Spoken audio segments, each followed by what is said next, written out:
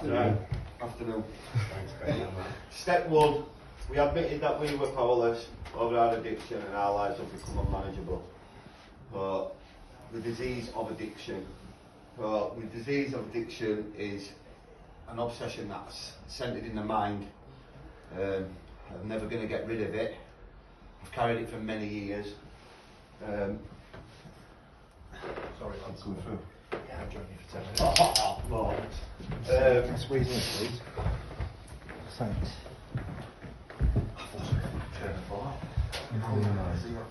Centre of the mind. Centre of the mind, yeah. It becomes an obsession and I act on it. I've tried for many years and I've failed at major attempts. That's why it brings me to denial. Constantly denied the fact that I even had an addiction problem. I'd swap and change my drugs a lot of the time during my trial. I want an alcoholic. So I'd smoke weed to prove I want an alcoholic. But then it had always snowballed to the point where I'd become powerless.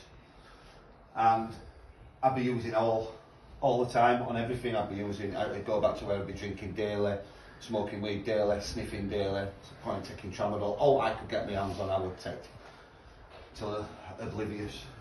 Hitting rock bottom, despair and isolation, that's where my drug taking took me. I was living in a car, became homeless. Before that I was isolated a lot in me. At first, when I first started taking drugs, it was a party thing, you know. I had good friends around me, but then I'd always take it to another level, which I'd make sure I always had some more to take home with me, you know, lying that I didn't have any left, but I'd always have it. I'd be sniffing in my bed or smoking weed out my bedroom window, stealing alcohol out my dad's cellar and then filling it with water and white spirits. Started off at a young age, you know, and the progression got worse and worse and worse because I was powerless. Unmanageability, external, internal, thought process, patterns, couldn't manage my feelings or emotions, which led me to act out and take drugs a lot of the time. Led me to depression, wanting to end my own life, that's despair, isolation, again, reservations. I mean, unmanageability as well, hygiene, man. I wouldn't even fucking wash, I wouldn't even brush my teeth, I couldn't even get to appointments, couldn't make work, couldn't get out of bed. My whole life was unmanageable, through, inside and out. Still a bit unmanageable now at times, like now, struggling to manage this if I'm being honest. Reservations, death to family members. I don't know. I don't want to use drugs. I don't want to be in that place. What's led me here, but I can't say. You know, I don't know. I've had a lot of trauma around deaths and losses in my life. It's just something I don't want to do, but I don't know how I'd act when that time comes. Surrender. I do that on a day. I surrendered the day I entered this treatment centre. I really struggled with surrender. A lot of the time I couldn't admit I was an addict, but I surrender to everything now. I have to surrender on a daily basis. The spiritual principles, honesty. I've never been honest in my life until I entered here, and I've had to be honest and open-minded and willing to do anything that's thrown at me. I never wanted to believe in this fellowship. I went to groups for years on end. I used to go to meetings and I was using in the meetings dishonesty, just to lie through my teeth. It's shameful and I feel guilty about the things I did and how I acted, if I'm being honest. And it's about accepting that I need help, really, of you guys. Can't do it alone. And humility, I practice that daily. I'm always asking for help. I'm always airing my stuff. I'm always looking to guys for advice. Peers. And in the fellowship I learn daily through going to meetings and etc.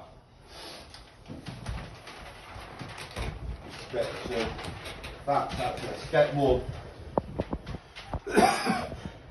High card.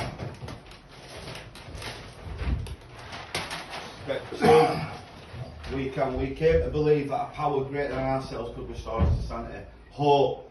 I started getting hope when I came especially in here, I started like seeing people who were doing well, you know, in the meetings, in the fellowship. We've been around here a lot longer. I mean, I've noticed it through outside, but I couldn't do it out there, you know. I had to be took out of society, unfortunately, to try and, well, I'm learning, I believe I'm learning now. I've got hope in my life today. Insanity. It's about myself. I like that. I have insane thinking. Insanity. One example.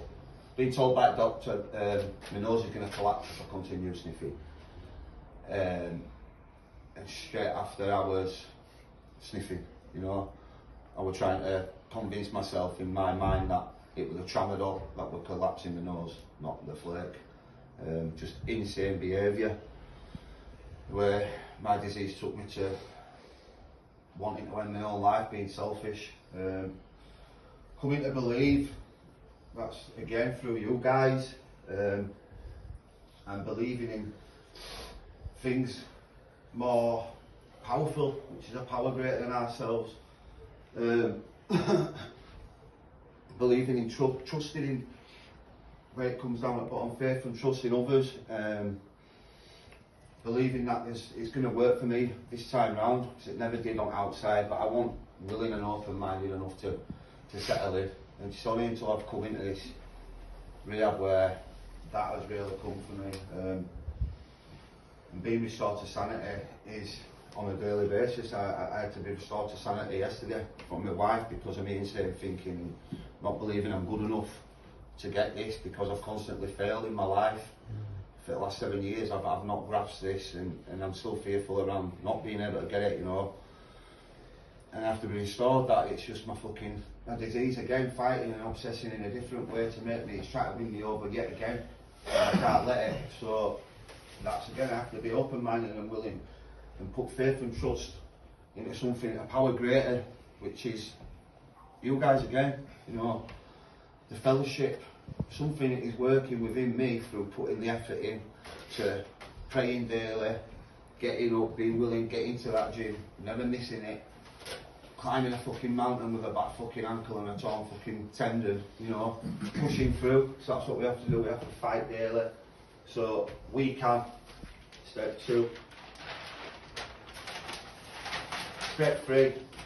We made a decision to turn our will and our lives over to the care of God as we were studying. Now, the day I entered Alicia's house, I went to church with my wife for many years, on every Sunday. Sometimes I missed, well, a lot of times I missed towards back end, but I would go in there on the back of doing it for her, not doing it for me. First night I came in here, I prayed. I was a broken man. I'd lost all faith whatsoever. And I've been praying every day and every morning since I've come in here. And that is my daily surrender. And that is me putting my willingness into a higher power, which is God, which I do believe in now. There's been higher power moments in this place, you know, like the first Sunday service I went to, it played my wife's gospel music, you know, and the Holy Spirit were all over me. And there's been other moments, but that little cup, I got a cup that were given out after slating off my mother.